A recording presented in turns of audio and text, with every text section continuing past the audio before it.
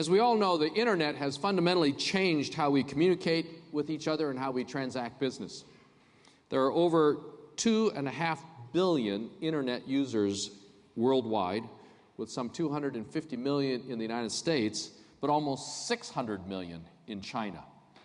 Every day, hundreds of millions of people all around the world shop, sell, bank, learn, communicate, and work online. And each year, the world does an estimated $10 trillion of business online. Indeed, in 10 years, global online transactions are estimated to exceed $24 trillion a year. And The Economist says that China's e-commerce market was $200 billion in the year 2012 and could hit almost $300 billion this year. And every year, Alibaba, China's e-commerce company, handles over $170 billion in sales. That's more than eBay and Amazon combined. A report from McKinsey predicts that by 2020, the size of China's online retail market will exceed that of today's US, Japanese, UK, and German, and French markets combined.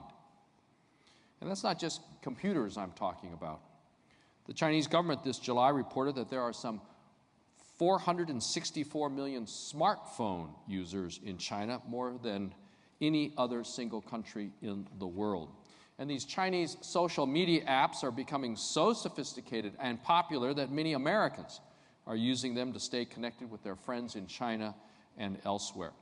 For example, WeChat, which our family uses, is a popular app that allows users to text or send voice messages to defined groups of friends, and some are saying that WeChat might be the first Chinese app to go global. But apps like WeChat that allow texting or voice calls through the data connections are transforming the communications economy and actually cutting into the revenues of the traditional phone carriers. The consulting and research firm Ovum estimated last year that the various telecom operators lost over $10 billion due to social messaging apps in 2011.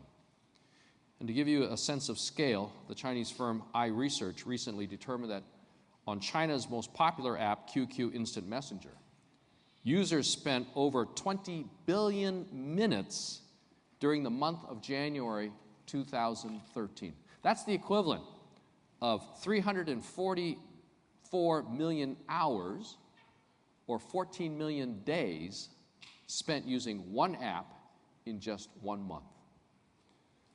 Numbers like these also speak for themselves in describing the business opportunities in China.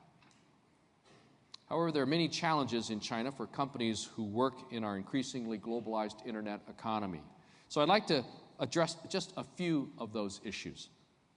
China's Great Firewall and the challenges it poses to internet-based companies are all too familiar to many of you in this room, because China has been developing a parallel, separate internet for well over a decade.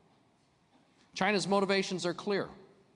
The government has an overriding interest in regime stability and information control, domestic security, and promotion of Chinese companies.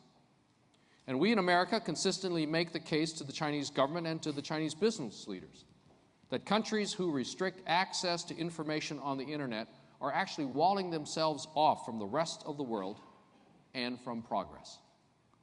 For countries operating in today's global economy, an uncensored and open internet are essential to attract capital, to spark innovation, and to nurture entrepreneurship. Attempts to unleash the economic power of the internet while controlling political and cultural content are ultimately counterproductive and indeed at odds with each other. Slow internet speeds, intermittent blocking of websites, unsecure transfer of information all hinder the routine operations of businesses in all sectors. And such an environment discourages investment, whether domestic or foreign, and hampers innovation. Imposing ambiguous standards on the internet for permissible content only burdens compliant internet-based companies with extra costs. To support e-commerce in a global economy, we must encourage broad acceptance of the value of an open internet, so that companies don't have to fend for themselves in determining permissible content in every different country around the world. The tangible economic benefits that I've cited are just some of the reasons why internet freedom is so important. Restrictions on communication that limit the free flow of ideas, whether political, economic, or personal, will only serve to prevent countries from moving forward. Frankly speaking, the United States and Chinese governments have different views on these issues, but we're constantly, consistently, and candidly discussing them. We argue against China's internet restrictions both because we believe that information should be free and readily accessible, but also because these restrictions unfairly impact the newest and most creative businesses in the United States, but also in China. China's leadership has made IT sector development a national priority, investing substantial funds and driving policies aimed to move from made in China to created in China. One of China's goals is developing the kind of innovative, creative economy that Silicon Valley represents. For you, the current and future generations of entrepreneurs, China's emergence offers significant opportunities. Make no mistake, you are the talent that China seeks to attract. And while there are opportunities, there are also risks. You and your creative ideas may be actively courted, but it's important to remember that China also wants to build up its own businesses and its talent base. The Chinese government is using every bureaucratic and regulatory mechanism to promote its own companies. And some of these policies raise concerns regarding the protection and the enforcement of U.S. intellectual property rights, barriers to foreign investment, and forced localization of product development and R&D. These are just some of the issues. For example, in some of the telecom areas, U.S. firms are required to partner with Chinese firms in order to get a license for their products. And this helps the Chinese partner, quite frankly, develop its own products so that it can compete on an international level. The Chinese government has forced new regulations that require data centers to be located in China, which directly impacts the ability of U.S. companies to enter the market. And foreign IT companies are also reporting difficulties selling their products to the Chinese government agencies and state-owned enterprises. But there's also no question that foreign businesses can be successful in China. And one model of success is to find a Chinese partner and build your business from the ground up, jointly pursuing R&D and with a joint stake in any subsequent IP. If China has a stake in your business, then it's more likely to support your business. And this is the model that IBM Research has adopted with the establishment of some 12 research centers in China. But this approach poses challenges as well. Companies must make sure both they and their Chinese partners will protect and enforce their intellectual property, including their trade secrets. And U.S. companies that work with the Chinese government on corporate social responsibility projects are also better perceived in China than those who only seek to sell their products. For example, several companies built substantial goodwill in China after the 2008 Sichuan earthquake that killed some 70,000 people, left 5 million homeless. And these companies helped set up wireless facilities and connected hospitals through DVC links so that doctors could consult on surgeries. Another successful model is building an enterprise that relies on an ecosystem of talent and creativity. If your company isn't centered on just one single piece of technology that can be readily transplanted elsewhere by an employee with ill intent, that is, again, if your company isn't just founded on one product that someone could actually rip off, then your business may thrive in a Chinese partnership.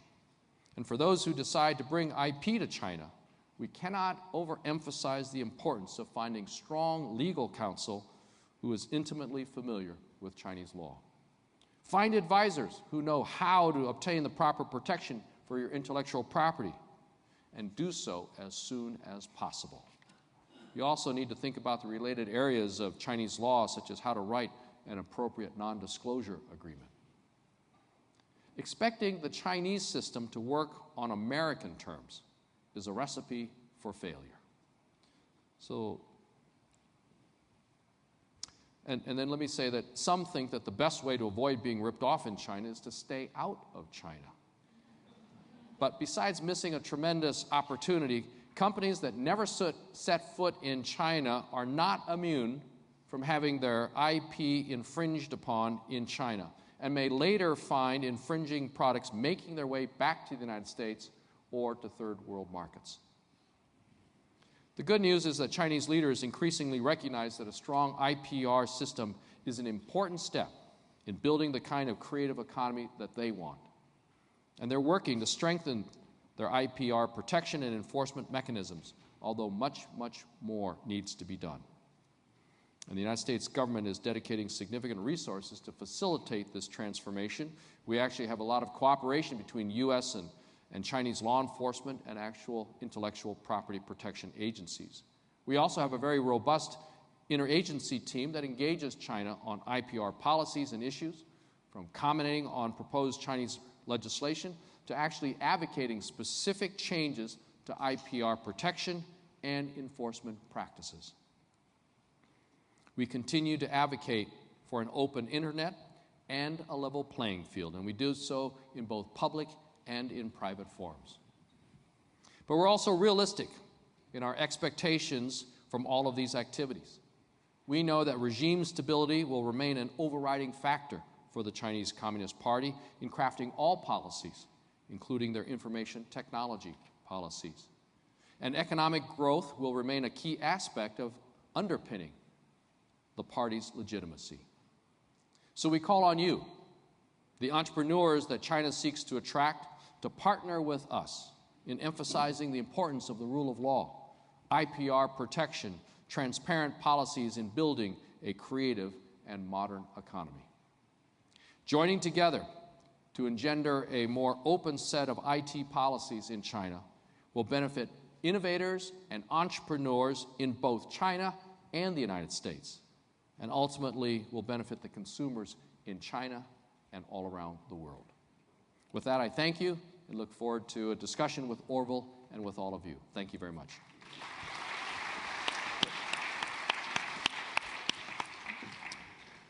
You know, listening to you talk, it occurs to me that there's a bit of a riddle and I'm wondering how you would answer this sort of conundrum. On the one hand, you have out here before you a lot of incredibly creative, innovative, modern, global people from China and from the US. Now, in your job as ambassador, you deal with a different echelon, mostly in the government. And it seems to me the way these two groups operate is distinctly different. So how does one analyze these sort of very, very different echelons of society that are working their way out through China's progress towards the future? Well, I think the Chinese leaders very much want to move away from simply an economic model based primarily on infrastructure investment and exports of manufactured goods that have been manufactured at low wages. They want to move to more domestic consumption, and they want to move to a high-wage innovation society. And that's where I think all the entrepreneurs and the innovators in the room come in, because you all know that you don't want to spend a lot of money and blood, sweat, and tears developing a product or a technology only to have it ripped off by someone else, whether in China or any other country. And so I think the Chinese leaders also recognize for China to move into that high innovation society, high wage innovative society, that they also need to step up the enforcement of intellectual property rights. We're seeing progress in this area. And just as much as foreign companies complain about IPR protection, we're actually hearing more and more from the Chinese entrepreneurs themselves demanding improvement in IPR law and enforcement. So I think really that's going to be the driving force that will really help change the policies of China. So if you look at the 2 years plus that you've been in China, what would you describe as sort of the major trend lines that are those that are hopeful and perhaps some that are not? Well, we're seeing a lot more opening up of sectors to foreign businesses and transactions. We think that more needs to be opened up, especially in the financial services area. Because if China really wants to move to more domestic consumption and not be so reliant on exports. I mean, China will always have a large part of their economy dependent on exports, but if they want to rebalance it to move to more innovation and manufacturing within China geared for consumption by the Chinese people, then they need to open up a lot of these sectors like financial services so that people can, instead of having to save all of their money and putting it under a mattress for retirement, medical emergencies, and so forth, they have more savings options through financial reform, credit cards, pension planning, investment, insurance, et cetera, et cetera. They won't need to keep so much cash tucked away and can instead use it for what we call domestic spending. So these reforms, I think, are very much in China's own economic interest and in trying to achieve the policies that the government leaders have said they need to embark on and that they recognize are necessary themselves. So we're seeing some of that, but still a lot of people feel that the last 5-10 years reform and opening up has stalled. And so people are very much looking forward to the announcements of the new economic policies to be announced by the new leadership this coming November during the third plenum of the Communist Party. Everybody's waiting. People in China are waiting. Entrepreneurs around the world are waiting to see in what areas the leadership will focus on, at what pace they'll move, and in what direction.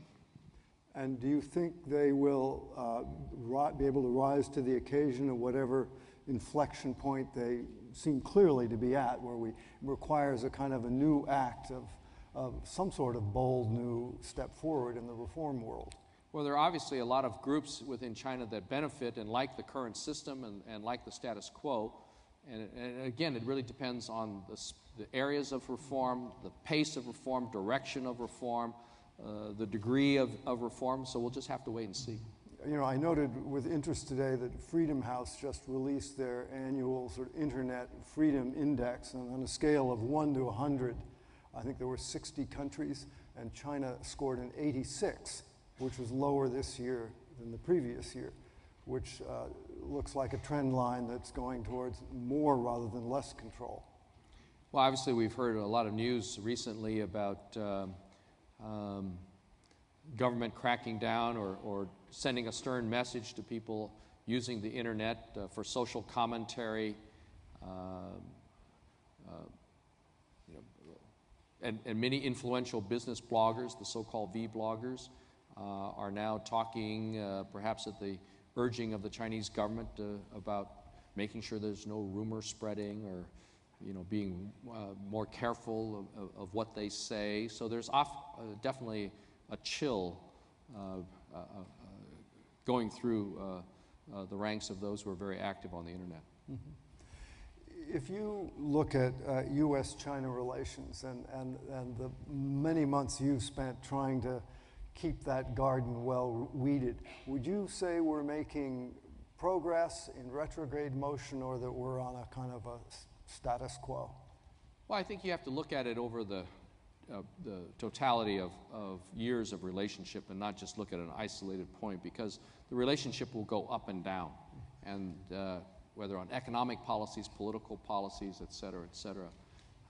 If you look at the relationship going back to when President Nixon had made his first historic trip to China to where we are now, our two countries are so intertwined economically.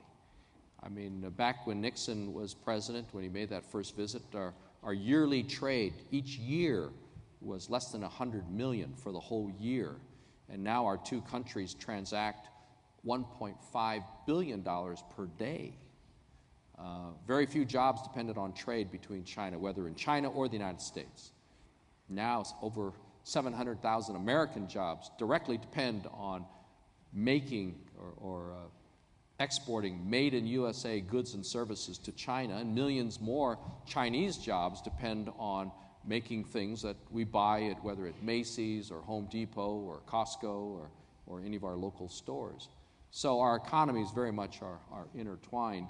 And we also have a lot of U.S. companies that are making things in China for the Chinese people and supporting many more jobs in China and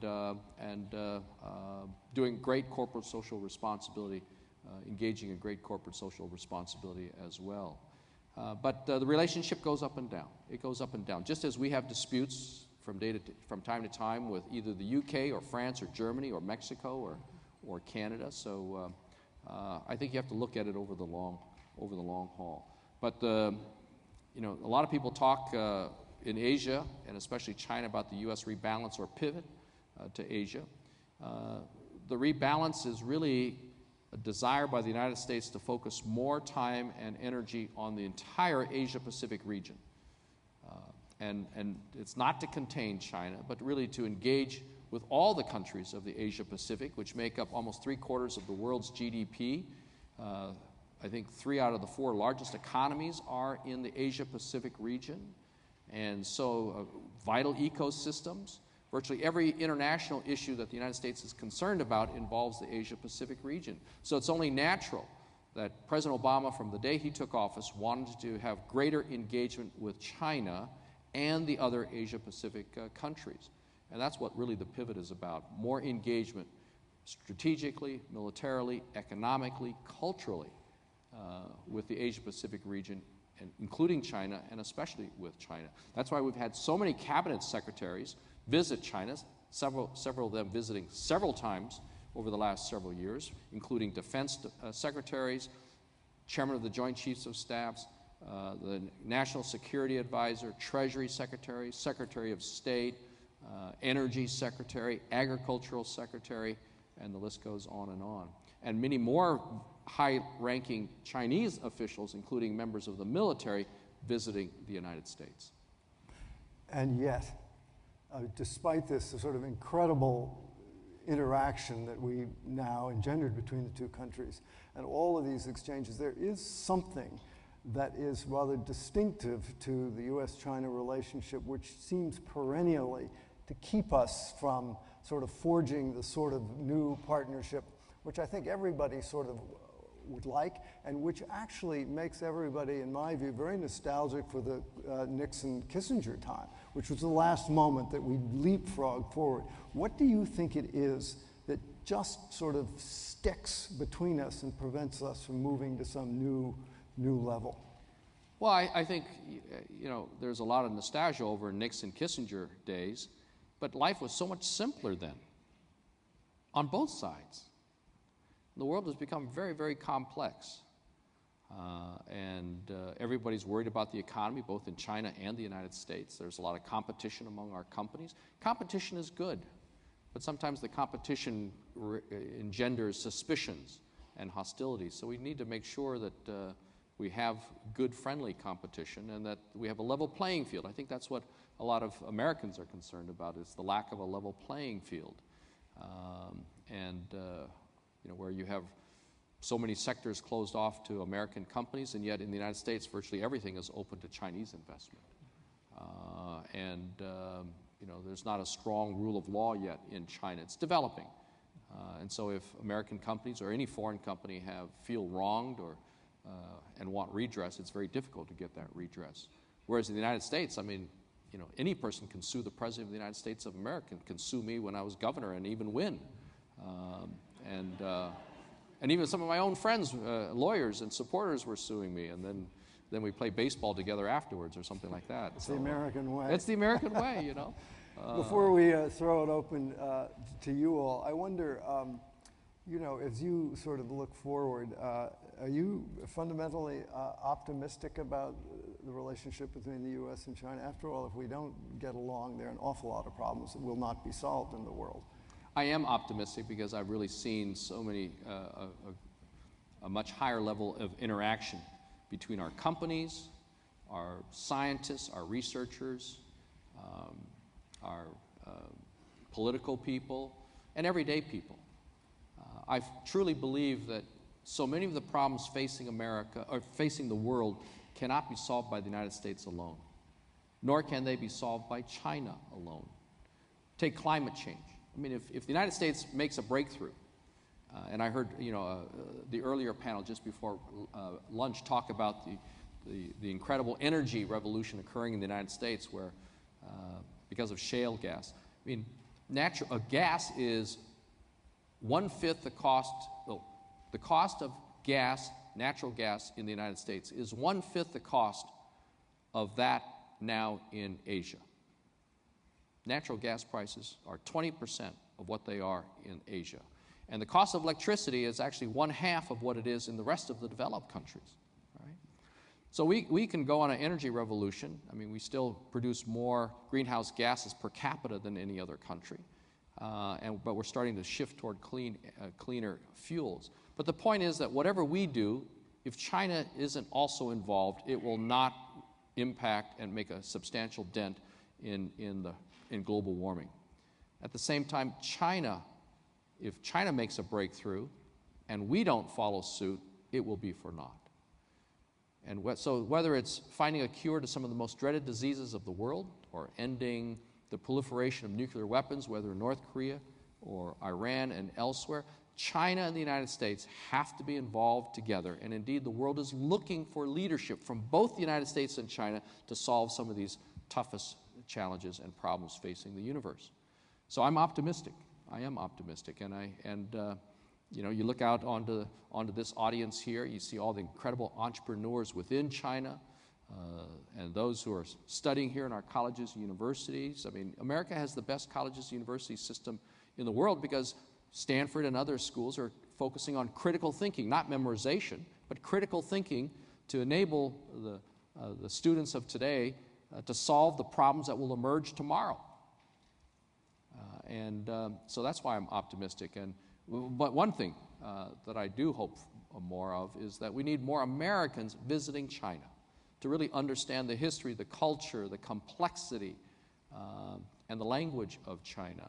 As I said in my remarks, you can't approach American issues, or you can't approach China from the American viewpoint. And that's why we need to have more students studying in China. We have now some 200,000 Chinese students in the United States studying every single year, but only at most 20,000 American students studying in China. So if we want that collaboration, we've got to have greater parity. And that's why President Obama has launched the 100,000 Strong Initiative, which seeks to have 100,000 American students studying in China over the next several years. And the Chinese government has even offered funding for scholarships for those American students. So, American students really need to take advantage of that. And again, if you're able to say that you speak Chinese, have studied in China, that puts you a leg up in your job search after graduating from business school or any other institution or any other major or specialty. So it's in students' economic self-interest, quite frankly, and career development to spend some time in China. I can't resist asking you just as a final question, how do you think things like the closing of our government in Washington affects sort of the Chinese view of the United States as a model worth emulating? Well, I think that China is probably scratching its head, and of course, a lot of the Chinese leaders... A lot of us are doing that. Well, Americans too, We're all scratching our heads. First of all, I think there's also a lack of understanding by the Chinese about the American political system. I mean, oftentimes in meeting with the Chinese leaders, they're complaining about the acts of Congress and the resolutions and the legislation passed by Congress and demanding of President Obama to stop what the Congress is doing. They don't understand that Congress truly is an independent, separate, equal branch of government. Many Americans don't understand that either,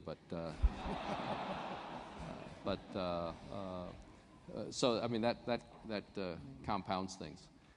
But it must make your job as ambassador a little more difficult. A little bit more difficult. Okay, let's have some questions from you. I assume there are microphones to go around, so raise your hand. There's, I guess the idea is to come up to the microphones. Oh, come up to the microphones, yeah, they yes, got indeed, then we can microphones see you. So scattered around the rooms. Let's start right here. All right. I have a question for you. You know, I understand you're out there to look out for the interest of U.S. companies and U.S. citizens and are dealing with China. But at the same time, this sort of you know, negative views come from the U.S. government about China, and it ends up, I think, sometimes causing U.S. interest. Public company investors in the U.S., Wall Street, let's call it, has a kind of a very negative view of businesses in China, more so than venture interest and maybe private equity interest. So I wonder if you could just talk about whether, you know, how you sort of encourage public companies to partner and work well with China, while at the same time trying to protect their interests without being so negative. Thank you.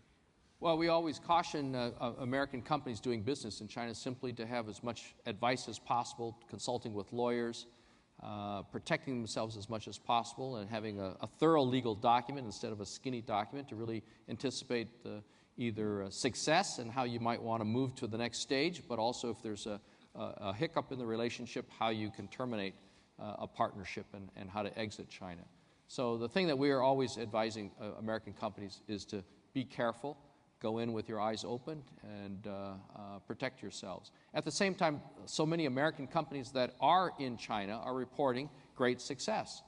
So they have a lot of lessons that they can also impart to other businesses.